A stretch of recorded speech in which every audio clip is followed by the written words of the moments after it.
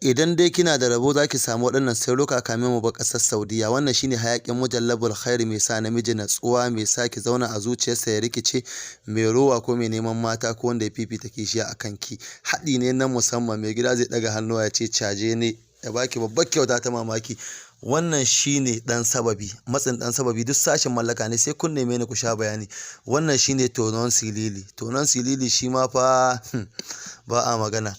To ga ɗanɗana haukaci, ɗanɗana haukaci kenan, shi ma wani sirri ne na musamman domin mata. Sannan ga na mallaka na sha, sannan ne ga audugar mamaki. Audugar mamaki ita ma wata sirrin ce daga kamfanin Babangida S Naira Likitan mata.